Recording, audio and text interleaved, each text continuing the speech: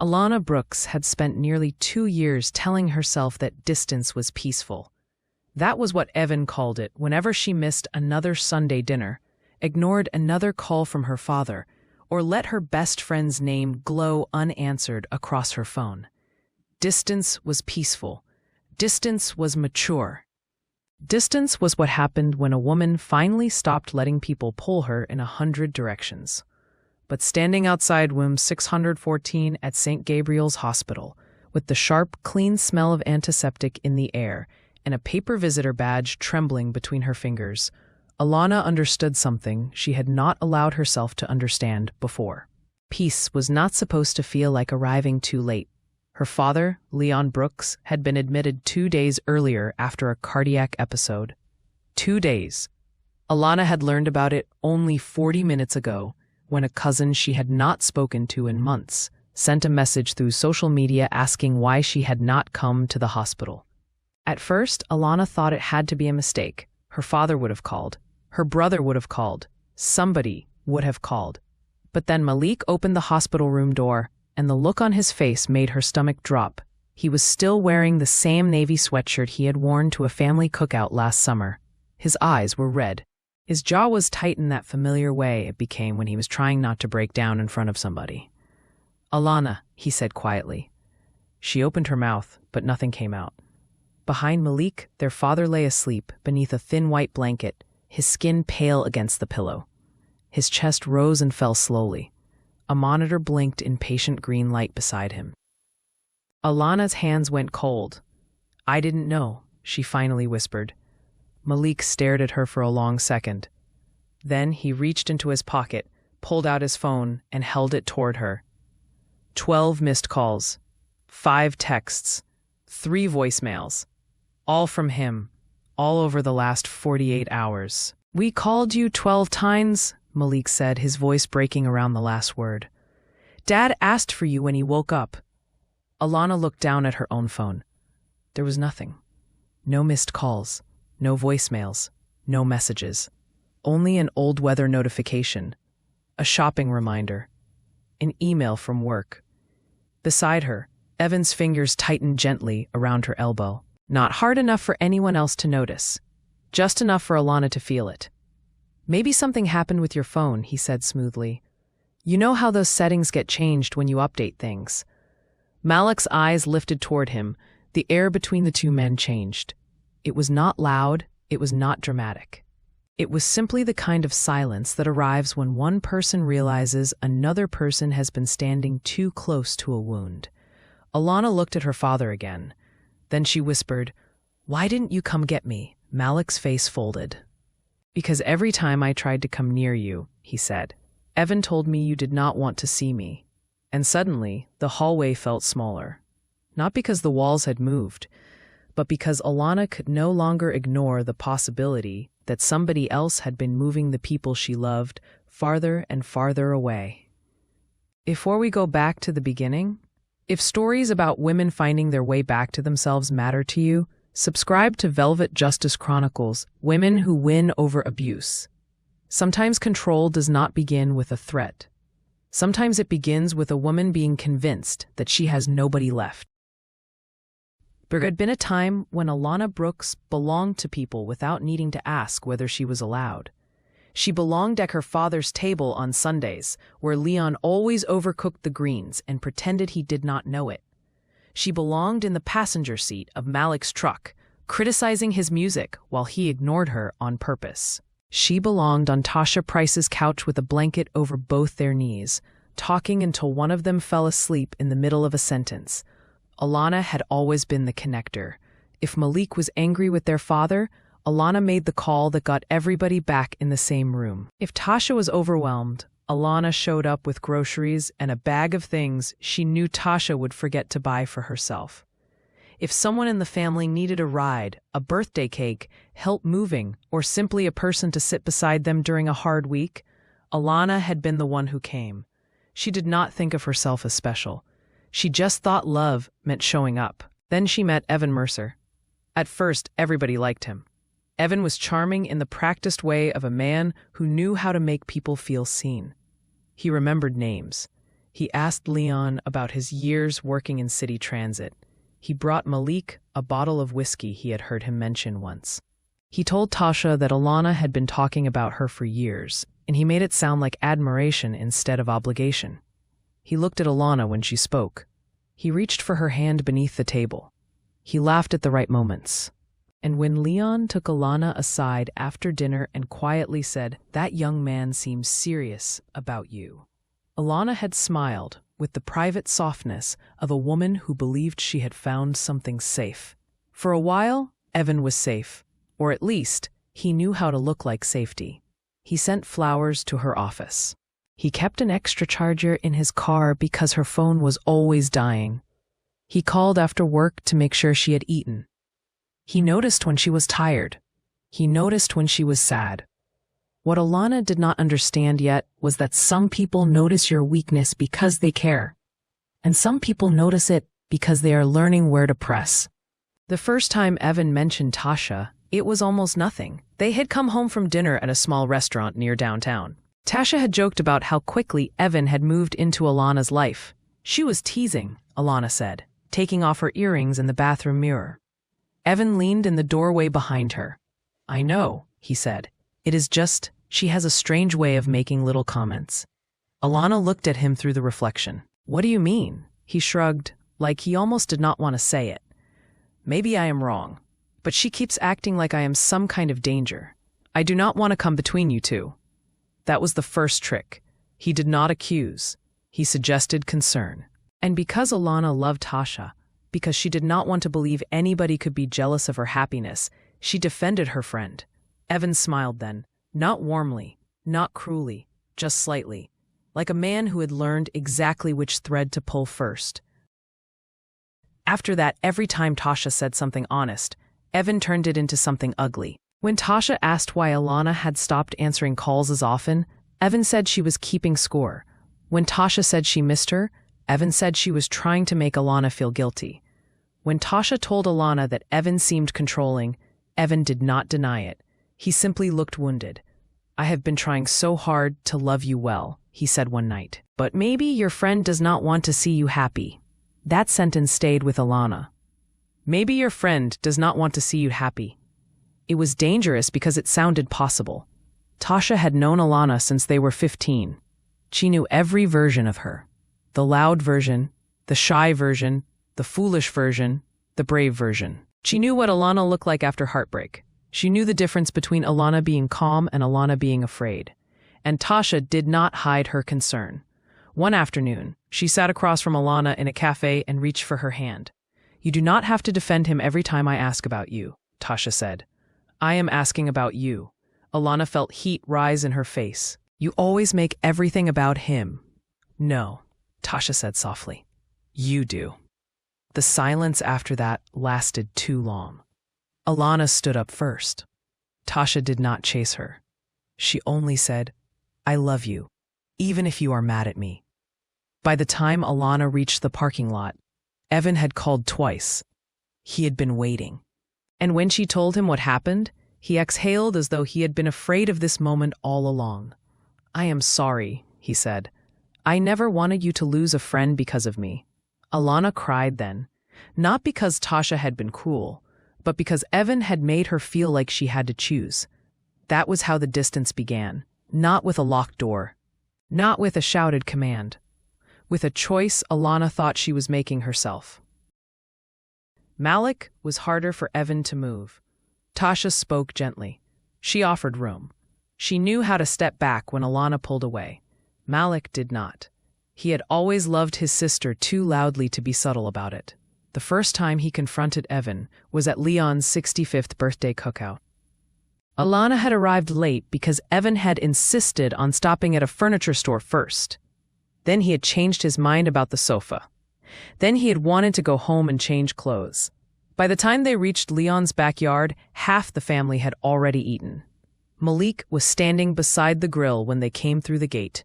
"You okay?" he asked Alana. It was simple, direct. But Evan's arm had already settled around Alana's waist. "She is fine," Evan answered before she could.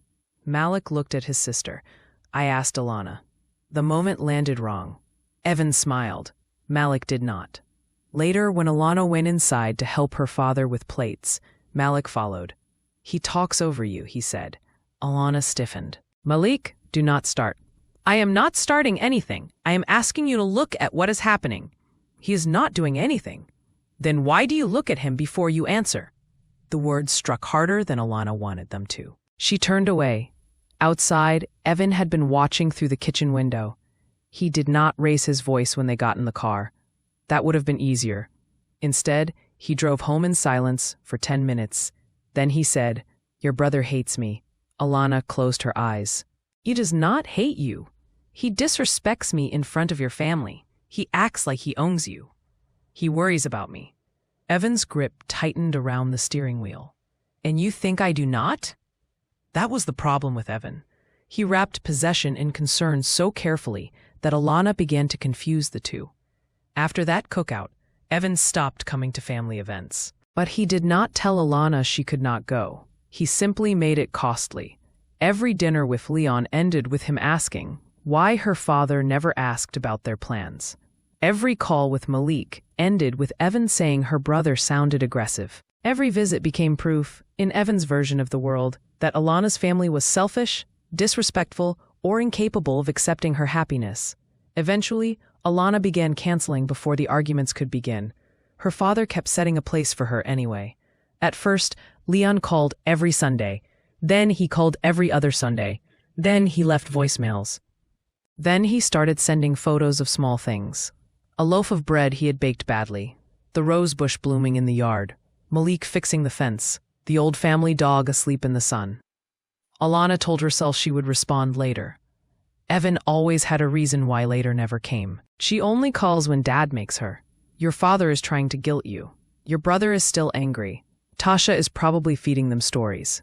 And because Alana was tired of explaining, tired of defending, tired of being told every relationship in her life was dangerous, she began to choose silence. Silence did not feel like betrayal at first. It felt like rest. By the time Leon got sick, Alana had become a woman who apologized before she spoke. She apologized if Evan was irritated. She apologized if dinner was not ready when he came home. She apologized if Malik called. She apologized if Tasha's name appeared on her phone. She apologized when she was quiet. She apologized when she cried. And the saddest part was that Evan had not needed to ask for all of it directly. He had trained her to anticipate the cost of being loved by anyone but him.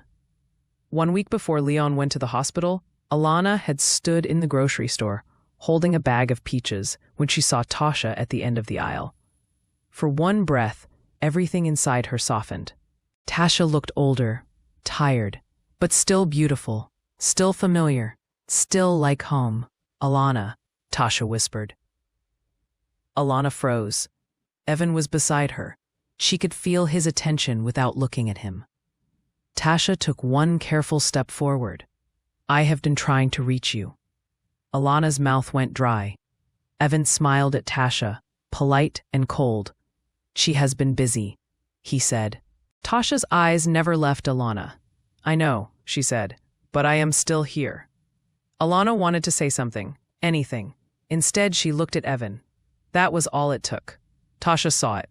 The way Alana checked his face, the way her body folded inward, the way her hand tightened around the grocery basket as though she were holding herself together. Tasha did not argue. She did not call Evan names. She only said, "Whenever you are ready, call me." Then she walked away. Evan waited until they were back in the car. "She enjoys making you uncomfortable," he said, and Alana believed him because believing him was easier than admitting she had just watched the last person who knew her completely walk away. St. Gabriel's Hospital, Dr. Adrian Cole noticed Alana before she noticed him. He had been reviewing Leon Brooks's chart outside room 614 when he saw her standing beside Evan, her face pale with shock, her lower ear-length locks brushing her jaw as she kept looking toward the door where her father slept. For a moment, Adrian did not recognize her, not because she had changed beyond recognition, because she had become quieter. In high school, Alana Brooks had been impossible to miss. She had laughed with her whole body. She had walked into rooms like she belonged there. She had once stood between two boys, fighting in the cafeteria, and told both of them they were too old to be embarrassing themselves. Adrian had been 16 then. He had carried a private crush on her for nearly 3 years. A quiet, harmless crush. The kind that never asked anything of her. The kind he had never had the courage to mention. Now, more than 15 years later, he looked at her and felt something sad settle in his chest. Not romantic, not possessive, only recognition. The woman he remembered had been bright. This woman looked like she was waiting to be told whether she was allowed to breathe. "Alana," he said gently. She looked up. For a second, she seemed confused. Then her eyes widened. "Adrian Cole?" He smiled.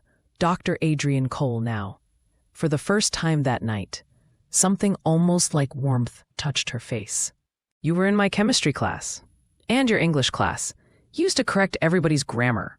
"I did not." "You absolutely did." A small laugh escaped her. Evan watched it happen. Adrian noticed. Then Adrian's expression softened again. "I am taking care of your father tonight," he said. "He is stable. He needs rest, monitoring, and a little time. But he is stable." Alana's eyes filled. "Can I see him?" "Of course." Adrian stepped aside.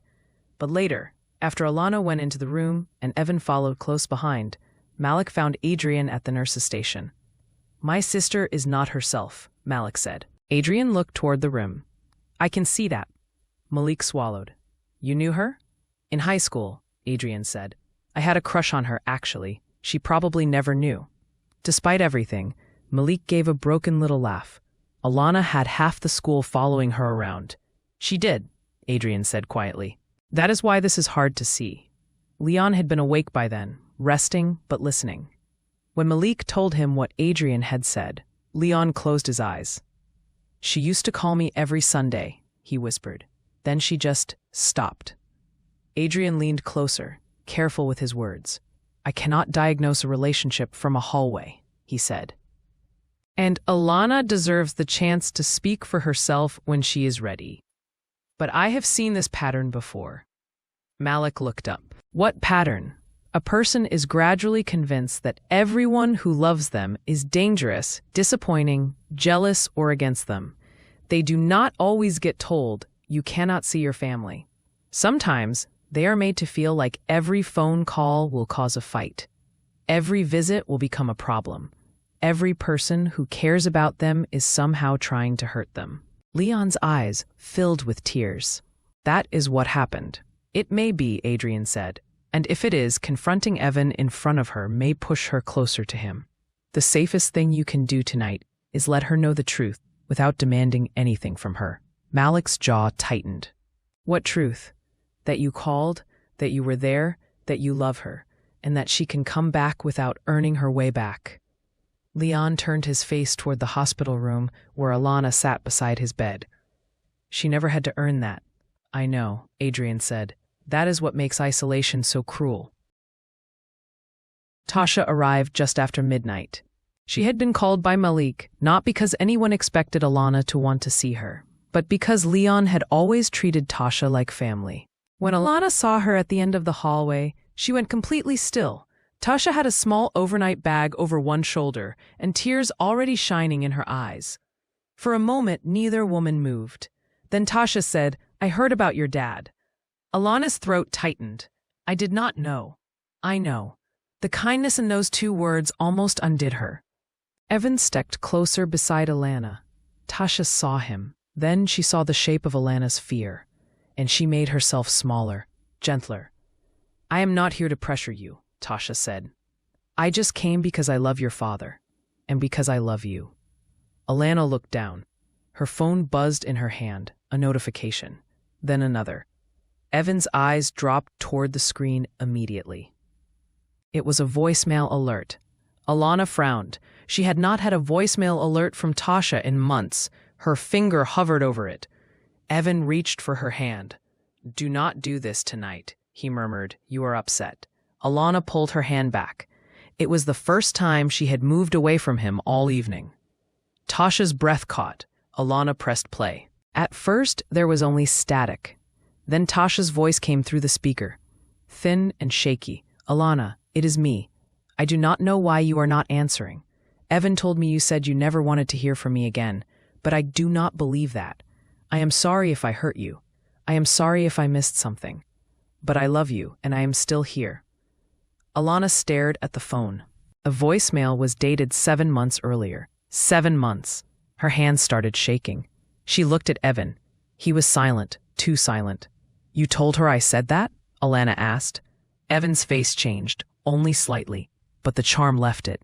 "Alana," he said quietly, "you were overwhelmed. You told her I never wanted to hear from her again? You were crying every time she called. You deleted her voicemail." Evan looked toward Malik, then Leon, then Tasha. His jaw tightened. And in that moment, Alana saw something she had not seen before. Not love, not concern, control. "I was protecting you," Evan said. The hallway went still. Alana's eyes filled with tears. From who? Evan looked at her as though she had become unreasonable. "From people who do not understand you the way I do." That sentence had worked on her before. It did not work now, because her father was lying in a hospital bed after she had missed 2 days of fear, because her brother had called 12 times, because her best friend had been leaving messages she never knew existed, because the people Evan said did not care had been trying to find her all along. Alana's fingers tightened around the phone. And this time, when Evan reached for her hand, she stepped back.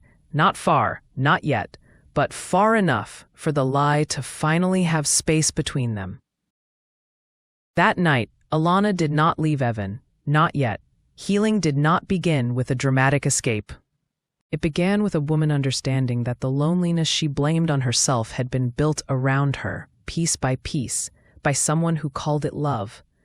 Evan drove her home in silence. The apartment looked the same as it had that morning. The same soft lamps, the same clean kitchen. The same framed photograph of the two of them smiling at a beach where Alana had once believed she was happy. But now every room felt different. Because now she knew there were messages she had never received, calls she had never seen, people she had been told had stopped caring. While Evan showered, Alana sat on the edge of the bed with her phone in her lap. Then she opened the old voicemail again.